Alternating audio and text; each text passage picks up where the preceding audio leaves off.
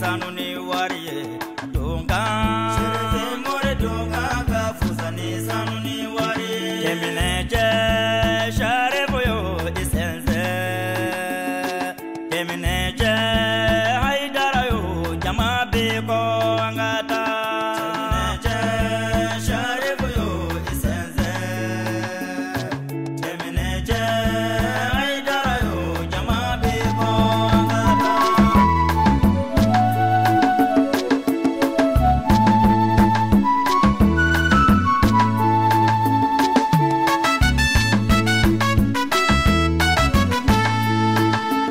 أعوذ بالله من الشيطان اللعين الرجيم بسم الله الرحمن الرحيم اللهم صل على سيدنا محمد الفاتح لما أغلق والخاتم لما سبق ناصر الحق بالحق والهادي إلى صراطك المستقيم وعلى آله حق قدره ومقداره العظيم وبعد السلام عليكم ورحمة الله تعالى وبركاته بل مشرف لا تي في لاجبو أمبو فوني إسلامية فوليكاين نوي كيسي فوليكاين نوي هنا فوليكاين noye barka jidilen folikayen ka nyesi neni aw belajele ambe kayba jabate dunda kelen boda kelen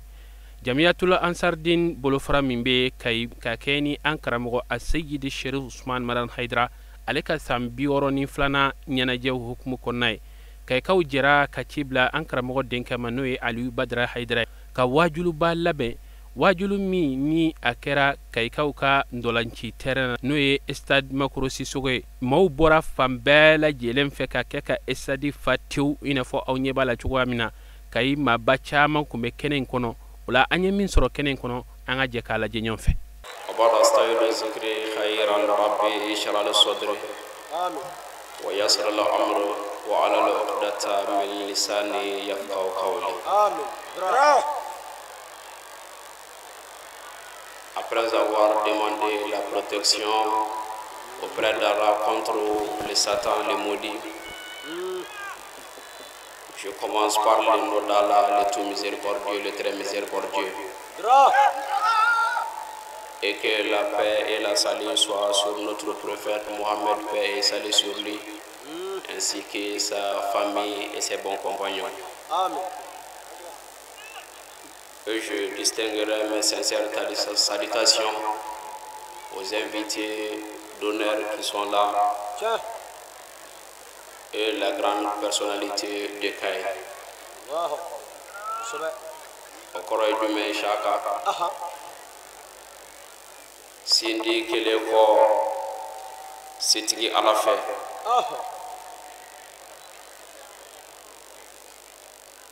Alami yalla tige suina anka kafonyo ka kay kondala rola no ba fu mo ka palotan tere stade du Kay makro sisoko o kondala be ka belle 11 5e mois 2017 ala sonama suina anka fura nyoka ali ala ka dina to wala islamia to wala o kofe nam ambe kisin ne ma chama nyine ala fe ako ke dambe wala soare maka noy muhammadu alayhi salatu wassalam aminata din abdullah hidi ani asodinga sanu mo bela jeli amin anaka sahaba nyumo bela jeli sahaba minu sona ka tugu mamadu nofe ni bara juma keli fokata si lahara doma amin gra o kofe ambi fulla si angay bite donere bela jelema ani kay ma ba fon fe biya ma may no soro ni sangay konnala ambi fulla si abela jelema. Nous sommes ici ce soir dans le cadre du 70e anniversaire du guide spirituel des Ansar, Assid Sherif Ousmane Madane Haidara. Cette cérémonie est initiée par le comité 3 de Kaye, accompagné par les autres comités et membres Ansar de Kaye. Sur ce, nous allons distinguer toutes nos sincères salutations aux grandes personnalités de Caille et tous les participantes qui sont là. Okumu konnala ambiya suina ni Jamiatul Ansar dini ka ɲɛ kun filina n'o ye ala ka silamɛya dɛmɛbaa ye Asiyed Sherif Usman Marani Haidara a ka san 62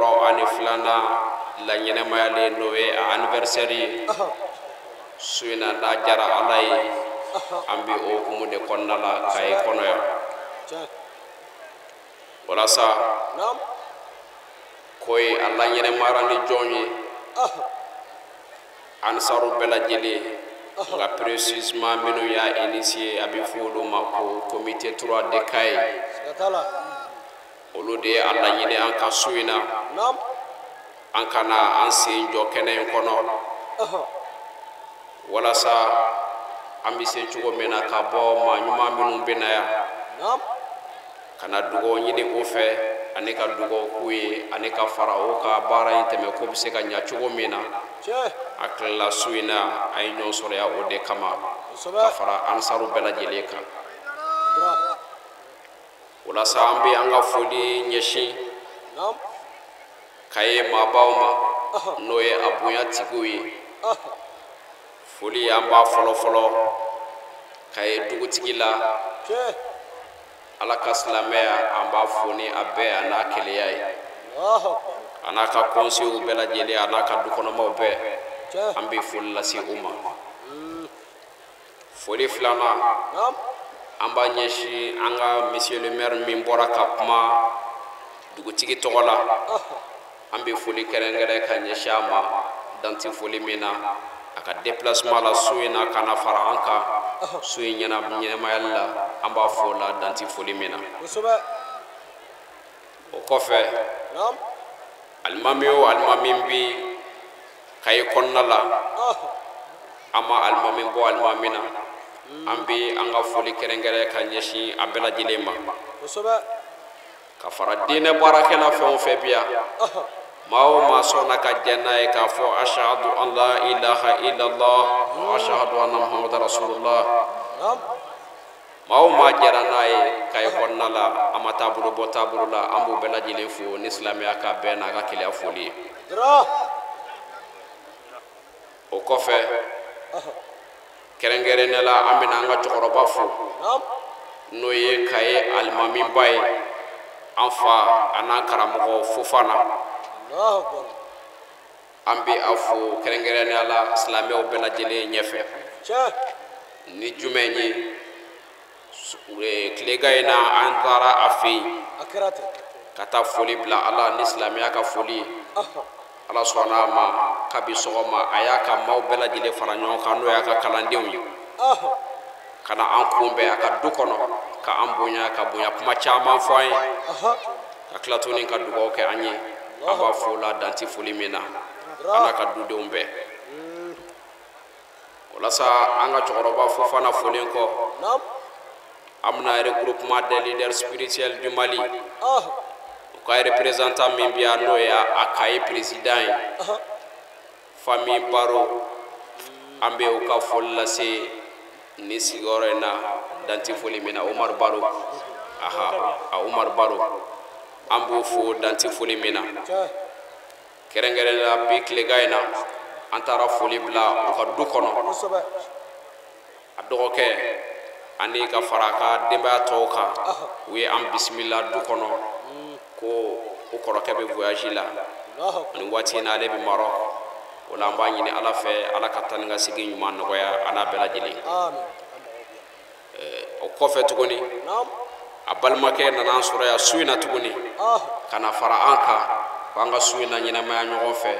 o la an bɛ Baro fo an b'a fɔ a ye ko a bisimila an cɛ la a ka présence ko a diyara an ye an b'a fɔ o la danti foli min na o kɔfɛ Sherifu kanuba ba dɔ bɛ yan ne hakili la o ma dogo aw si la ni bɛɛ lajɛlen b'a wele ko Ami Ɲang an ka cɛkɔrɔba kay konna la an sera fe an y'a fo an taara foli bila ka du kɔnɔ k'a jira a yɛrɛ fɛnɛ bɛ déplacement la nka a denw ani ka fara mɔdenw kan u ye an bisimila du kɔnɔ ka laban tuguni k'an bonya tuguni ni bagan dɔ ye n'a bɛ f'o ma saga u y'o di an ma ko an k'o k'an ka tilela fɛnɛ ye a dira ala min kama an b'a ɲini ala fɛ ala k'u sara o kɔfɛ tuguni an taara an karamɔgɔ ba minnu bɛ yan n'o ye salilakaw fɛ yen ye an karamɔgɔ min ye an kɔ ala ka nɛɛma la Abdul Wahab Sall an taara ka denbaya la bi tilega in na an taara foli bila yen o tuma na u ye an bonya an labanna tuguni ka dugawu ɲini u fɛ u ye dugawu fɛnɛ kɛ an ye ala ka silamɛya tɔgɔ la ni a dɔgɔkɛ ye o min bɛ a place la bi a y'an bisimila a y'an bonya an b'a ɲini ala fɛ ala k'u bonya o kɔfɛ ne tɔgɔma n'o ye Badara Dia ye Jamiatul Ansarudine tɔgɔ la an bɛ aw fo danti foli min na an sera a yɛrɛ ka du kɔnɔ ka fara an ka musokɔrɔba kan n'o ye Gundo So ye an taara foli bila u la u se masa dugawu minnu ye o y'o k'u ka gɛrɛbu kɛ ne ye an b'u fo la danti foli min na nin kɔfɛ sa an bɛna an ka faamaw fo ka fɔlɔfɔlɔ kɛ an ka député fɛn o fɛn bɛ Kaye yan an bɛ foli lase u bɛɛ lajɛlen ma ani Mali député bɛɛ précisément député min bɔra ka kuma députéw bɛɛ tɔgɔ la n'o ye Cheikh Umar Konate an b'a fo danti foli min na a bɛ cɛsiri min la Ansaru kɔnɔna la silamɛya kɔnɔna la an b'a fo la danti foli min na o la autorité ka foli hukumu kɔnɔna la an bɛ en profiter ka porteur d'uniforme fɛnɛ fo n'a bɛ f'o ma fanga fini donbaw polisiw ani sapeur pompier mɔgɔ minnu bɛ yan ani maa o maa sera yan min bɛ fanga fini don i la ka na an latanga ala ka tanga kɔfɛ an b'u fo danti foli min na k'a fɔ ala k'u bɛɛ lajɛlen sara ni hɛrɛ ye u bɛ min laɲini diɲɛ kɔnɔ yan hɛrɛ la yarabi a ma ala k'a kɛ an n'u ye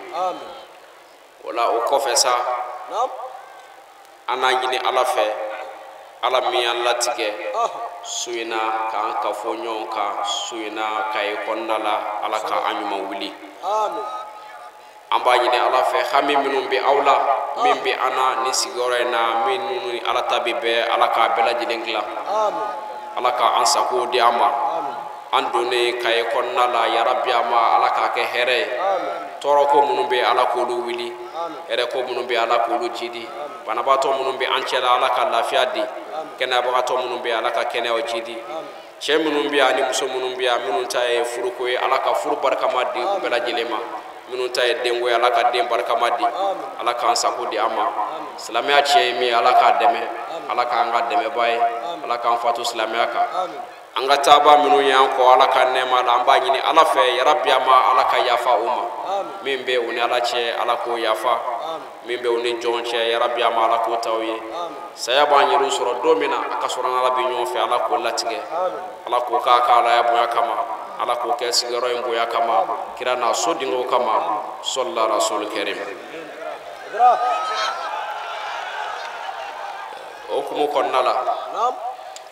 hakilila Jamiatul Ansarudine olu fo dati maa bolo ala ka dugukolo sanfɛ ni jumɛn ye u yɛrɛ bɛ cɛsiri min na an'u bɛ baara min na an'u ye layidu min ta u yɛrɛ kan ala fɛ yen u fo dati maa bolo ni ala kelen tɛ o la a bɛ wajibi an kan an k'an ka gɛrɛbu dugawu n'an ka gɛrɛbu foli kɛ u ye n'o de u bɛ cɛsiri min na a dogolen ti maanifin si la maa o maa ye hakilima ye ni ɲɛ yɛlɛlen don o la Jamiatul Ansarudine an b'aw fo danti foli min na ka laban tuguni k'a fɔ aw ye ko baara ninnu daminɛna a baara ninnu ma ban fɔlɔ en tant que n'aw kelen kelen si ma taa da kaburu kɔnɔ ka taa aw sigi ala ma ko ninnu ma ban fɔlɔ o bɛ mun jira aw la foyi tɛ ni cɛsiri tɛ ni ɲɔgɔn kanu tɛ ani ɲɔgɔn minɛ tɛ ka baara kɛ aw donna layidu min ka hakili to la k'aw cɛsiri ni baara ɲuman kɛli ye hali bi a bɛ min na ka dɔ fara a kan o b'o dɔrɔn de jira Mali silamɛya n y'o de fɔ n bɛ segin o kan Kaye yan a da ani bi cɛ o kɔrɔ ye silamɛya donnen Mali kɔnɔ ka se bi ma san 100 yirika kow de don jamana in kɔnɔ yan maa si tɛ se ka hakɛ fɔ nka an y'a ye Mali silamɛya sigi a n'a silamɛya lanatili a kɔnɔ ka se don min na Jamiyatul Ansarudine ka dɔgɔtɔrɔso dayɛlɛla n'o ye kɛnɛyaso ye an m'a ye k'a fɔ ko nin ye taabolo dɔ ye walima ko nin ye diinɛ dɔ ye walima ko silamɛya yɛrɛ tɔgɔ la dɔrɔn ko joli furakɛyɔrɔ dɔ tun bɛ yen silamɛw tɔgɔ la silamɛya tɔgɔ la an ma o ye fiyewu o la o bɛ mun de jira o b'a jira aw ye layidu min ta aw yɛrɛ kan a ye layidu min ta Ala kan a b'a jira k'a fɔ a b'o de sira o dafali de sira kan ni jumɛn ye silamɛ aw k'a b'a dɛmɛ an ni a n'a ka nafolo se min bɛ aw ye a b'a bɛɛ lajɛlen di Ala ka diinɛ dɛmɛbaaw ma ani Ala ka diinɛ ma an ni a n'a ka nafolo o b'o de jira an na k'a jira an na k'a fɔ aw donna diinɛ min na n'o ye silamɛya ye k'a fɔ a bɛ aw bolo a 100% ko foyi ma bɔ a la o b'o de jira aw na n'i ko silamɛ i ko adamadenw de n'i ko silamɛ i ko bɛɛ lajɛlen de o kɔrɔ ye jumɛn ye silamɛ de bɛ hinɛ ɲini ni danfɛn bɛɛ lajɛlen ye silamɛ de b'a ɲini bɛɛ lajɛlen ka lafiya jɔnni ni jɔnni ayi maa si ko tɛ maa o maa bɛ ɲɛnɛmaya la Ala ka dugukolo sanfɛ silamɛ b'o bɛɛ ɲini ni lafiya ye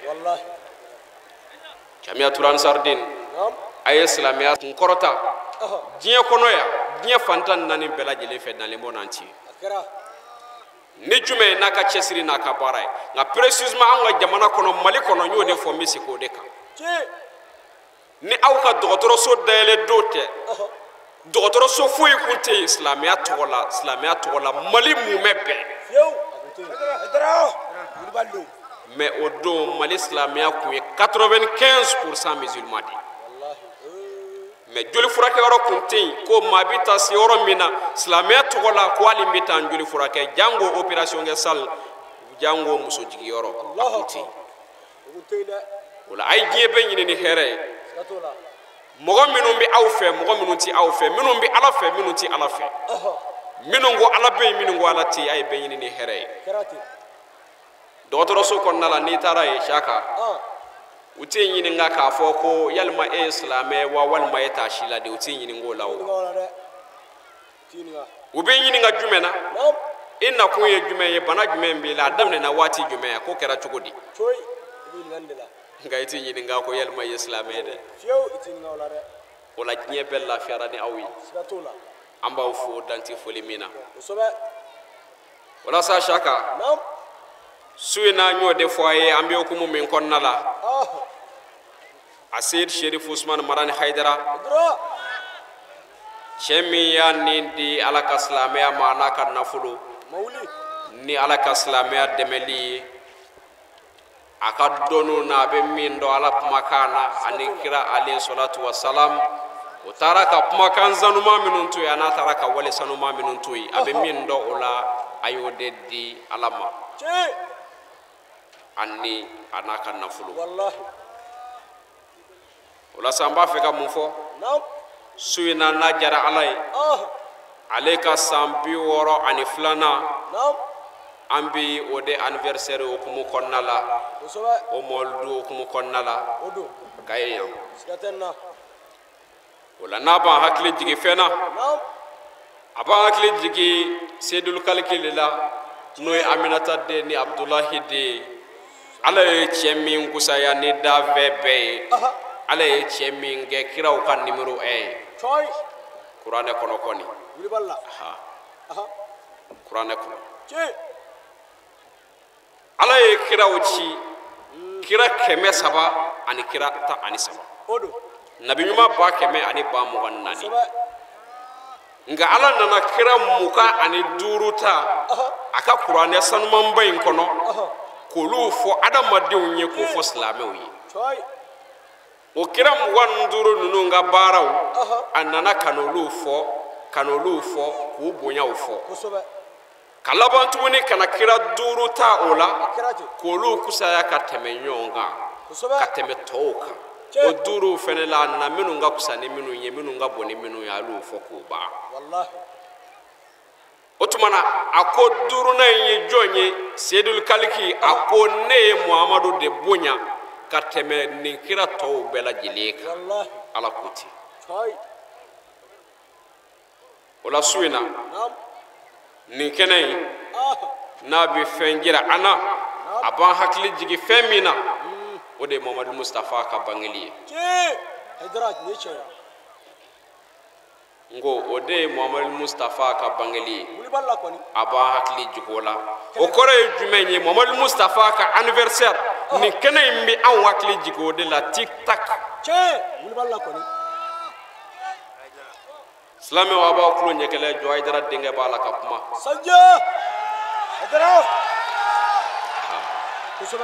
fɛn minnu bɛ fɔ a calculé de don ni Alahu subhanahu wa ta'ala yɛrɛ ka jɛ ye ka an bila an k'a fɔ o la ni n ko ko Hayidara ka nin bangeli in b'a hakili jigin Muhamadu Mustafa ka bangeli la o kɔrɔ ye jumɛn ye Muhammadu alayhi salatu wa salam silamɛw bi Muhamadu Mustafa ka bangeli kɛ ni kun dɔw de ye ko a tɔgɔ Muhammadu k'an b'a ka bangeli nisɔndiya kɛ ayi ko Aminata den ni Abdulayi den don k'an b'a ka bangeli nisɔndiya kɛ ayi an b'a ka bangeli nisɔndiya kɛ n'o y'a ka mawludu ye an b'a kɛ ka da kun jumɛn kan kuranɛ haya dɔ n bɛ dɔ ta n bɛ laban ka dɔ da o kan Ala ko kuranɛ kɔnɔ a ko Muhammadu nous t'avons seulement envoyé comme une miséricorde dans le monde ne Ala ma ye Muhammadu ci foyi kama fo n'a kɛra danfɛn bɛɛ ka nɛɛma sɔrɔ ye danfɛn bɛɛ cɛ muso denmisɛn maakɔrɔ baganw ani jinɛw ne Ala ye Muhammadu ci ninnu bɛɛ lajɛlen ka nɛɛma de sɔrɔ silamɛ fara kafiri kan ne Ala ye kira ci ninnu bɛɛ ka nɛɛma de sɔrɔli kama o tuma na n'an ko an bɛ Muhammadu ka anniversaire kɛ an b'a lajɛ Ala y'o nɛɛma min fɔ an b'a kɛ ka da o kun de kan a cira n'o nɛɛma min ye silamɛw ma ka ci n'o nɛɛma min ye maa min da si la anw bɛ Muhammadu Mustafa ka anniversaire kɛ ka da o de kan ka da o jumɛn wɛrɛ kan tuguni Ala yɛrɛ wasora ni Muhammadu ye kumakan min na kuranɛ kɔnɔ a ko Muhammadu tu es certes d'une miséricorde, comment dire, d'une moralité éminente. Muhammad, tu es certes d'une moralité éminente. Kuranɛ kɔnɔna la o tuma na n'an b'a kɛ ka da kun wɛrɛ jumɛn kan a bɛɛ lajɛlen bɛ segin jumɛn na kira ka cili n'o y'a cili ye bɛɛ ma hinɛ ye o tuma na jumɛn wɛrɛ bɛ fara o kan a ye jogo min d'a ma ni Muhammadu yɛrɛ kɛra o baarakɛbaa ye ni Muhammadu yɛrɛ sigira o jogo kan k'o jira adamadenw na k'o jira silamɛw la k'o jira diɲɛ bɛɛ la ni Muhammadu yɛrɛ tilala ka k'o jogo kɛbaa ye ni Ala yɛrɛ kabakoyara la kuranɛ kɔnɔ Muhammadu i k'a dɔn wulibali yɛrɛ la e Muhammadu bɛ jogoba kan.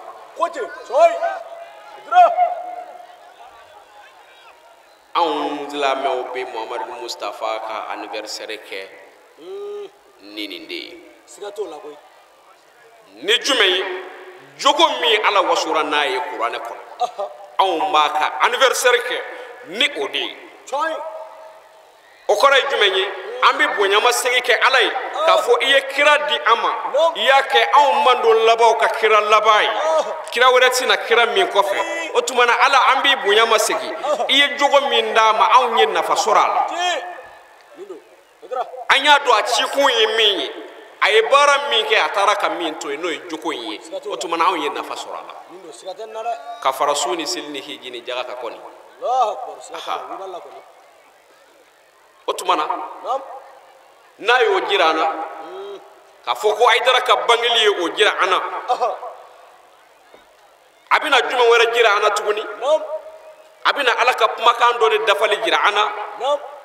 kumana min na Muhammadu Mustafa comment dirais hujini na no de ay la ñini ke c'est-à-dire na adekuna mba fe ko defo asawati sele no yaka soma yele mali Muhammad Mustafa nana hami ala nyebala ka fo aka jonge bala ka hami femina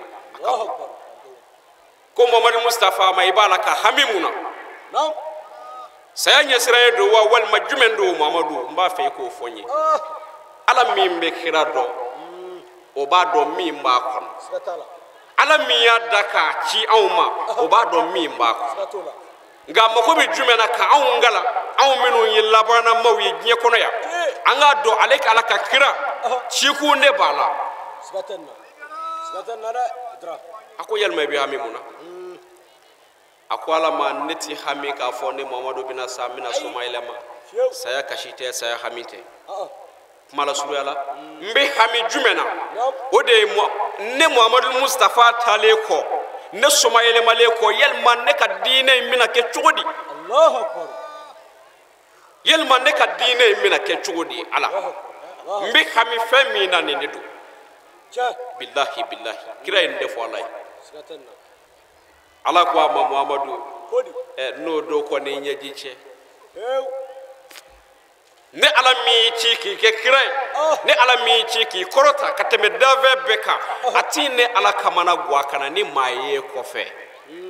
mamino mina jo islamien jigi koro ka islamien nda e Muhammadu Mustafa taraka tutogo mina kana jira mandon labawna ima amajia ukatuga nofe walma ukana tuga nofe wala Muhammadu Mustafa inisoja mbo chewo bla kana dugukolo safe itale ngoro kofe minu mina jo islamien jigi koro yani lahara dochi Allahu akbar wala ni Sherif Usman Marani Haidara naka ba anniversaire no yaka bangeli ni suina bi fe min jirana we alaka qur'ane haya comment dire ala kuma kan de sabatili ay ne mi fo Muhammad Mustafa ni chew nali e Muhammadu kofe kana barake itara ka min toy kana barake no e choy ulirotanna ne ala wala do tay Muhammadu e kaba donc abo de sabatili jirana ni jumenye lome ba we be na faamu ya sisa ko sobake wala ala ni leydu min ta kiray kira fatule ko asam keme yiri kaw de fle no ya sam bakile ani ko janwi kira fatule ko ani biche sam bakile ani ko ja otumana aw kala je ala leydu min ta akara tugudi abanola ni jumenye Sherif Usman Marani Haidara yani aleka bangeli che kana alaka dugukolo ka ala sona maka chew teme alenye minun ala eledu minta Muhammadu ka no islamia barakeli ya tieka ka adama deun lakunu ka jira maula ka islamia jira maula ka adama dia jira maula maus temena yani Sherif Usman Marani Haidara ka bange minun yo sira otama ko sobe belebele do bola am sika minun to ko fa be minun do idra Jidani Abdul Qadir Jidani o temena la ka dugo ko do safe temena ay minge ala ka dine la madugo cheshila madugo musofu asebele fa asebe vombi Sheikh Ahmed Tijani o temena ala ka dugo ko do safe ay minge joko bara la ni ala ka dine amadugo dave shila madugo ay shegna mawlata e kalaje nin cheba nun teme la ala ka dugo ko sanfe yano lu chema wera o teme na nganye belebele minunvo aw akachala aw denni nebi olu chama do ko sobeke wala tomunun demena alna ndama soduma ando lu bedo ere jangwa ndaka suma wali waldo de chew temena ando lu do de billahi ngawlu jorani alaka islamien jiki ay ledu minta Muhammadu fo ka se bima wallahi wala ala sonama asiyed Sherif Usman Marani Haidara ala nana le bange jamana ngono ya noye Mali ka bɛn le 12 5e mois 1955 a tamani ala nana ale bange ka bɛn doma n'o ye san 1955 a tile 12nan ka bɛn saa kalo 5nan ma tamani kɔnɔna la ala sɔnna k'ale bange o la sa a bangeli kɔnɔna la ni o tɛmɛna waati min na kana sa ka baaraw ma a fa jɛra a kɔ n'o ye Mohamed Madani Haidara ye k'a bila ka taa kalanyɔrɔ la a ka se ka taa ala ka diinɛ kalan ka jɛ a kɔ pewu k'a di ala ka diinɛ ma k'a ka diinɛ kalan nka komi olu ye yɔrɔ jan ko ye an mago t'o bɛɛ la ala sɔnna a ma tɛmɛ n'o sira fɛ o tuma na ka se sisan ma sa a yɛrɛ nalen a kelen kɔrɔ kɔ ka wajuli daminɛ n'o de ye ka adamadenw bila sirali daminɛ i n'a fɔ kira alayhi salatu wa salam ala y'a ci ko min kama n'o de ye ka maanifinw hakili lajigi ale ala la ka maanifinw hakili lajigi ale ala ka diinɛ ni adamadenya ɲumanw na a nana ka n'o baara daminɛ ne hakili la an kan ka kɛ o san 35 ka se san 30 ni kɔ ma o la hukumu kɔnɔna la jamana in kɔnɔ yan a nalen ka ala ka lase daminɛ gɛlɛya damadamaniw sɔrɔla a la ni faamu ntigi dɔw ka faamu ye ani kow n'u kɛcogoyaw ye saka wulibali do dɛ mɛ mɔgɔ bɛ jumɛn na ala ka kumakan dɔ de don ni a nali ye diɲɛ kɔnɔ yan ala ka layidu dɔ de don a ye layidu min ta a yɛrɛ kan a ye layidu min ta Mamadu Mustafa kan o dafara ni Sherifu Usmani Madani Haidara ka nali ye diɲɛ kɔnɔ yan Mamadu yi manton bɛ yen n bɛna maa d'o ma minnu bɛna silamɛya in tiɲɛ jira laseliw daminɛna sa baara kumabaw an b'a dɔw ta a ye baara minnu kɛ ala ka diinɛ kɔnɔna la silamɛya kɔnɔna la ani adamadenya ɲuman kɔnɔna la maanifinw ka ɲɔgɔn minɛ ani ɲɔgɔn kanu a ye baara kumaba minnu ta o la belebele o ye jumɛn ye a nana sɔrɔ jamana in kɔnɔ yan min kun bɛ précisément o de ye n'i kun ko ko i dara ala la ka ban ka fɔ ala ye kelen ye Muhamadu a ka ciden ye o kɔrɔ ye isilamɛyara ka ban nka an ka kuma mako bɛ jumɛn na dɔw b'a la minnu kun bɛ nin kumakan ninnu lase ka sɔrɔ o t'a dɔn k'a fɔ kumakan in yɛrɛ mako bɛ jumɛn na walima olu ka dɔnni kuma se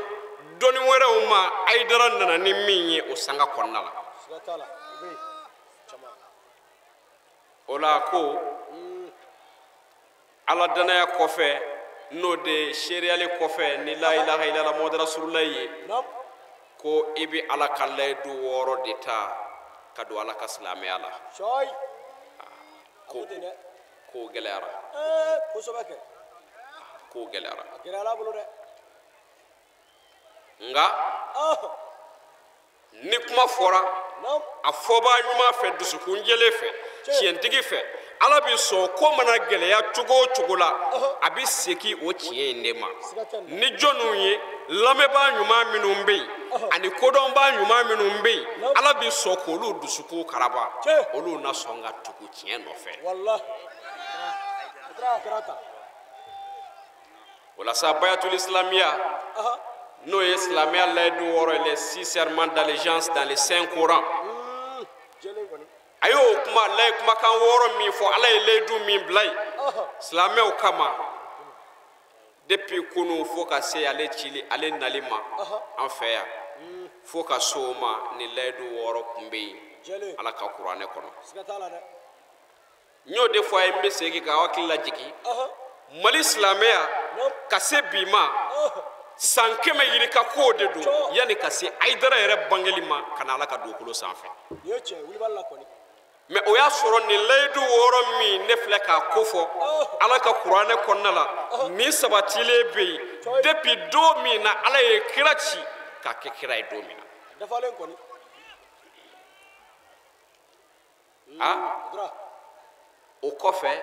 hadisatigiw nana ka n'u ka recherchew kɛ kira alayhi salatu wasalam ay baara minnu kɛ olu y'a sabati u ka hadisaw kɔnɔna la k'a fɔ kira alayhi salatu wasalam k'a tun bɛ cɛw ni musow don silamɛya la ni layidu 6 de ye o fana sabatira hadisa kɔnɔna la k'a sɔrɔ Sherif Usman Madani Haidara yɛrɛ mana diɲɛna san 100 yirikaw ni kɔ wallahi o la n ka kuma mago bɛ jumɛn na dɔnnibaa dɔw ka dɔnni ma s'a ma n'o ye baya in yɛrɛ faamuyali ye maa dɔw ka dɔnni kun ma s'a ma n'o y'a faamuyali ye baya in yɛrɛ bɛ kuranɛ kɔnɔ a mago bɛ jumɛn na ala ko jumɛn ka k'a la dɔw ka faamu kun ma s'a ma o la sa kɛlɛ t'o yɔrɔ la o faamuyara an na baya in explication bila n'ala ka jɛ ye ka an ka kuma laban makɔnɔ bayatul islamiya min fɔlen filɛ Haidara nana fɔli min kɛ a bɛ ala ka kuranɛ la cogo di ala ye mun fɔ a la Muhamadu Mustafa taara k'a to cogo di n'a jara ala ye an ka kuma laban na an n'u lase silamɛw ma saka o kɔfɛ dun dekun wɛrɛ jumɛn sɔrɔ la min bonyana kosɛbɛ adamadenw hakili ma ani adamadenw ka faamu ma ko o de ko Haidara ko seli ti silamɛya ye mais k'a sɔrɔ Haidara nana ni ala ka diinɛ kɔrɔtali hakilila de ala ka diinɛ dɛmɛli hakilila n'o ye k'i yɛrɛ di ala ma ka ala ka diinɛ dɛmɛ ani jumɛn tuguni ani silamɛw yɛrɛw dɛmɛli silamɛya yɛrɛ dɛmɛli c'est-à-dire ni ko b'a fɔ e min ko i ye silamɛ e min ko k'i ye selila ye fo i k'a dɔn k'a fɔ ko i ka seli walima i ka silamɛya ye nafa dɔ de b'a la fo min di silamɛ n'o ye silanda ye min tɛ silamɛ ye fo ka se k'a dɔn ko ja silamɛya ja nafa dɔ de b'a la o belebele ye jumɛn ye i b'a la ka bato min kɛ n'a bɛ fɔ o ma ko seli o tuma na seli an bɛna jira adamadenw na k'a fɔ ko seli k'a ka bon seli fɛn nafa ma de don o la o jirali kɔnɔna la k'a dɔn ko seli valeur b'a la seli nafa min b'a la o jirali kɔnɔna la Haidara y'a jira k'a fɔ ko seli ti silamɛya ye ni n ko Haidara n b'a fɔ n'o de ye barisabula a lakalila n'o de ye n'o tɛ Haidara m'a fɔ ko seli ti silamɛya ye o ayi Haidara m'o fɔ Haidara nana sɔrɔ ala ka kuranɛ kɔnɔna la ala y'a fɔ Muhamadu de ye Muhamadu seli ti silamɛya ye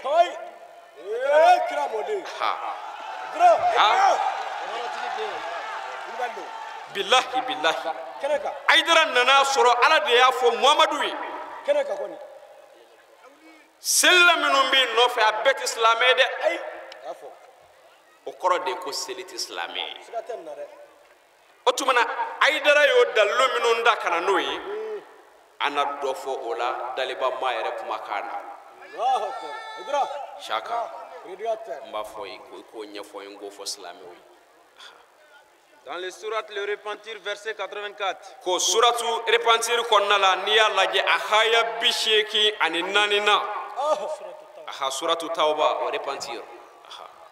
et ne fait jamais la salade sur l'un d'entre eux qui meurt ko Muhamadu sambi ma Muhamadu mbi ma ni ala de kuma to ye Muhamadu fo Muhamadu nta fɛ fiyewu i ka seli u dɔ su kan a tɔ dafa et ne te tiens pas debout auprès de sa tombe ko Muhamadu mbi ma nta fɛ fiyewu i ka seli u dɔ su kan u kelen-kelenna min zara nta fɛ i ka seli o kan wa Muhamadu nta fɛ i k'i jɔ u kaburu kunna tɔ tugu a la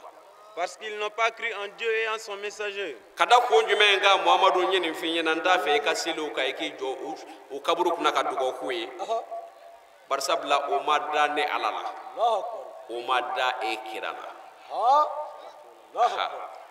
et ils sont morts tout en étant pervers ko wa i k'a dɔn o sara ka sɔrɔ o tɛ ala yɛrɛ fɛ fiyewu c'est-à-dire o tiɲɛnikɛtɔlama de sara ka sɔrɔ o fitiriwaleyalen don ala ma ni ala kumakan ye kuranɛ kɔnɔna la ko jɔnnu abi ɲininkali le kɛ sisan ko yalima ala ye nin fɔ jɔnniw ye naam wala abi ɲininkali le kɛ yalima ala ye nin fɔ ko jɔnniw ko selilaw minnu bɛ muhamadu nɔfɛ n'u bɛ seli kira nɔfɛ u bɛ seli kira kɔ u bɛ seli a ka misiri kɔnɔna la ala ko muhamadu de kana seli u dɔ su kan wallahi kɛnɛ kan a kana jɔ kaburu kunna jango k'a fɔ a bɛ dugawu k'u ye Allahu akbar o kɔrɔ ye jumɛn ye kun fi o ye k'a faamuya kira ka sahaba dɔ de tun bɛ yen min sara kira nɔfɛ ka sɔrɔ a b'a ten turu kira de nɔfɛ a bɛ seli muhamadu mustafa de kɔfɛ siga t'o la koyi ko silamɛ kɔni o tɔgɔ b'a la ala ni seli sababu ye kumana min na ni ala ka wele nana s'a ma ni muhamadu mustafa nana kana seli a su kan dɔw ko ten o tuma na dɔw ko a ma seli a kan yɛrɛ nka an mago bɛ jumɛn na dɔrɔn an k'a kɛ muhamadu mustafa selila a kan o tuma na ala ko kira ma n t'a fɛ tuguni à partir d'aujourd'hui i k'i jɔ selila nafigi si su kan Allahu akbar n t'a fɛ i k'i jɔ tuguni selila nafigi si su kan fiyewu ani jɔ a ka dra wa i kan'i jɔ o kaburu kan k'i bɛ ne ala yafa deli u ye Allahu akbar n'i ye ne ala yafa deli ye n tɛ yafa u ma n tɛna yafa u ma ka da mun kan u ma da e muhamadu la u ma da i ka kiraya la o kɔrɔ ye u fitiriwara e ma u ma da ne ala la u fitiriwara ni ala ma wa i k'a dɔn u sara k'u to dansago de la Allahu akbar o ye tiɲɛ wulibali la kɔni ayiwa silamɛw y'a lajɛ nin ye Hayidara kumakan ye ayi nin ye ala ka kuranɛ de ye suratul tawba verset 84 jɛlen a y'a lajɛ a bɛ taa in kɔnɔ o a b'a kɔnɔ dɛ don dɔrɔn i k'a lajɛ n'a sɔrɔla Hayidara tɔgɔ sɛbɛnlen bɛ yen a tɛ yen o tɛ yen o tuma na Hayidara de nana nin kuranɛ haya in da k'a jira ani nin kuranɛ haya tɔ caman min bɛ ala ka kuranɛ kɔnɔ k'a jira k'a fɔ ko seli tɛ silamɛya ye kosɛbɛ jɔnni ka kuma daba ma yɛrɛ muhamadu mustafa ma ala yɛrɛ ka kuma na kɔni o tuma na berew taara a nana an bɛɛ yɛrɛ bɔ silamɛya la sa o nin da ye ko seli tɛ silamɛya ye o tuma na an bɛ jumɛn na an ye jumɛn ye kɛlɛw wulila minnu kun m'a faamuya olu y'u ka jalakɛliw kɛ nka u kelen kɔrɔ kɔ k'a faamuya olu caman sekuru kɔ a kɛra ten nka saka ala ma bɛɛ da alijinɛ donni kama o ala ma bɛɛ da ko bɛɛ ka k'ale fɛ bilahi bilahi fiyewu ala ko ala ma bɛɛ da ko bɛɛ ka don alijinɛ la ala ma bɛɛ da o kama ɔ diyagoya tɛ ko bɛɛ lajɛlen ka kɛ nin kumakan in fɛ o fiyewu nka diyagoya kɔni don ni ala mago sera i ma don min na ni nin minɛ ka sigi ni o ye wajibi ye bani o la sa minnu y'a faamuya olu tugura a nɔfɛ minnu m'a faamuya n'olu nana faamuya kɔfɛ o tuma na olu tugura a nɔfɛ a kɛra ten nka hali sini minnu ko an mago t'a faamuyali la olu b'a la ka balo ala ka dugukolo kan o wallahi u ka balo dɛ nka ala ka layidu don dɛ ni mago sera u ma don o don u bɛ n sɔrɔ yen ni korolo kɛlɛ t'a la o ayi ni min ka di ala ka diinɛ la saka o kɛ bani n'a ka di i ye kɛ ala fɛ n'a man di i ye ban ala la i ka san miliyari kɛ i ka ala kɛlɛ i ka ala kɛlɛ i ka ala tɔgɔ juguya i ka fɛn bɛɛ fɔ walahi ala b'i makɔnɔ san miliyari 100 tuguni siga t'a la k'i tɛgɛ ta ale min y'i bila i tɛ taa k'a da o ala ko ye tiɲɛ ye kalo don e ala jɔn e de ko don n'i cɛsirila e de ko don siga tɛ nin na ɲ'o tɛ i kɛra ala fɛ o bɛ mun bɔra ala ka bonya kan i bɔnna ala la yalima o bɛ mun bɔ ala ka bonya la firawuna musa o tɛmɛna minnu ko k'olu yɛrɛ ye ala ye minnu k'olu ye ala ye tɛmɛna dɛ Allahu akbar e ka banni dɔrɔn ma kɛ foyi ye fo ka t'i nɔrɔ seli la k'o de ye silamɛya ye o tɛ dɛ ayi e bɔgɔ ka fɛgɛ o la kosɛbɛ kɛ ayi ala b'i sanfɛ o la walahi masakɛw tɛmɛna minnu k'olu ye ala ye wallahi nka e k'i jɔ yɔrɔ nin na i bani jɔ i yɛrɛ la bani i kan ka jɔ i yɛrɛ la o de kan ka bange i la o siga tɛ nin na koyi o la sayɛli silamɛ an bɛ tɛmɛ n'a ye non degun fɔlɔfɔlɔ dɔ kɛra min ye o kɛra seli tɛ silamɛya ye yɔrɔ n y'o fɔ aw ɲɛna kosɛbɛ kɛ o tuma na ala yɛrɛ ko cogo di dans le suratul les femmes verset 103 a ko car la salade demeure pour les croyants une prescription à des temps bien déterminés à des temps déterminés suratul nisa'i haya kɛmɛ ani haya saba Hadra. ala ko muhamadu segi k'a fɔ muminiw ye ani muminatuw ye i k'a dɔn ne ala ma seli in bila mɔgɔ si kan n y'a bila muminw de kan olu de ka kɛ selikɛba ye ka tila ka kɛ waati k'a la Siga t'a la. a banna pewu Pewu. kana taa yɔrɔ jan sa i mago bɛ silamɛya kiti min na dɛ don ala ka kuranɛ kɔnɔna la I b'a sɔrɔ yen. n'i ma min faamuya ye e ka kira ka recherche kɛ kira ka kumakanw na a ye wale minnu kɛ e ka recherche k'o labani i bɛ kuranɛ haya i b'a faamuya tigi a mago bɛ jumɛn na Wallahi. Hadra. o la sa gɛlɛya sɔrɔla o ye papiye di yan Ayiwa. U y'a daminɛ. an n'a fɔ k'a tugu ɲɔgɔn na sa o Ayiwa. Hadra. o seli kelen in kɔnɔna la a nana ka n'a fɔ silamɛw ye Non. k'a fɔ jamana in kɔnɔ maaw ye ani diɲɛ maaw ye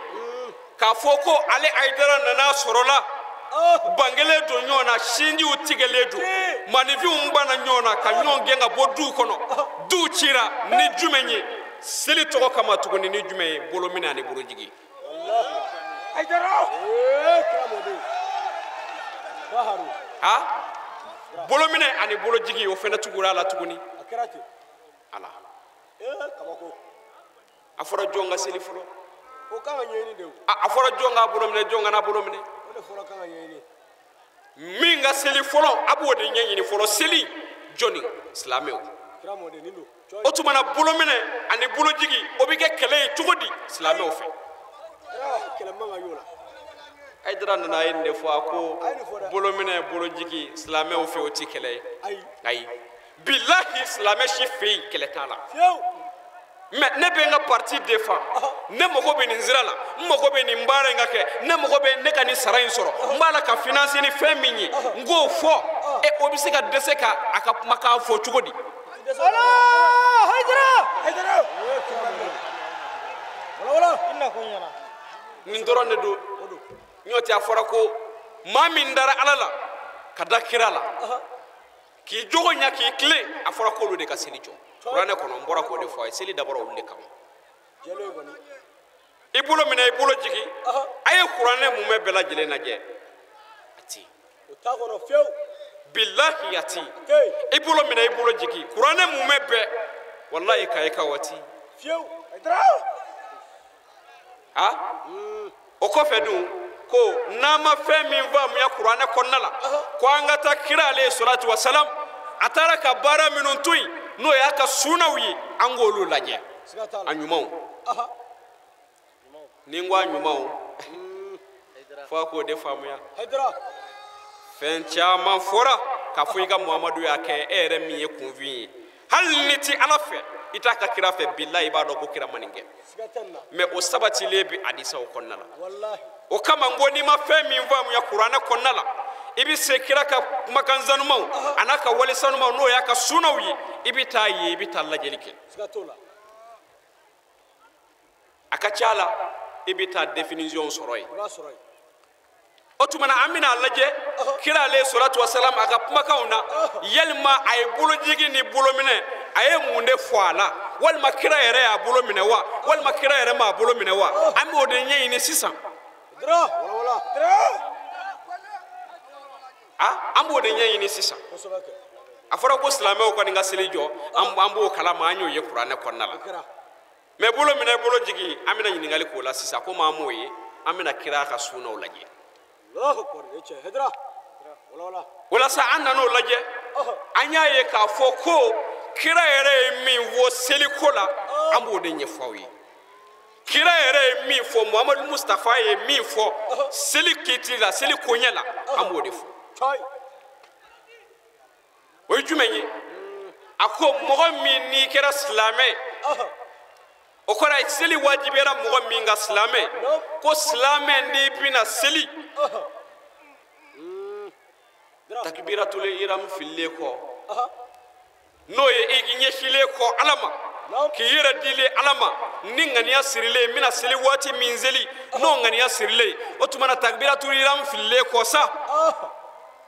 kira ko cogo di mumini muso o mumini cɛ o a ko cogo di Hadra. a ko ibi bismillahirrahmanirrahim kala bismillah sura fukata bla labar ako kofe ni min nogara ma sura la qur'ane konna la hal no kera kulu wala odi ishi banga silnoyi dra choy lulu ulama ala deli san caman be ala fe ala ko di an karamɔgɔ ma ka Allah subhanahu wa ta'ala deli kay kaw munu kira sababu ye kanin bara banke u ya kani nafolo mi ala ka abla mizan konnana ka Allah subhanahu wa ta'ala deli wuli ka jo ani cesiri mi nubala suni tle ala ka ke umme baraji ala ka ke basige ka Allah subhanahu wa ta'ala deli ya rabbi ala ka sanwere tayranna wa assalamu alaikum wa rahmatullahi ta'ala wa barakatuh.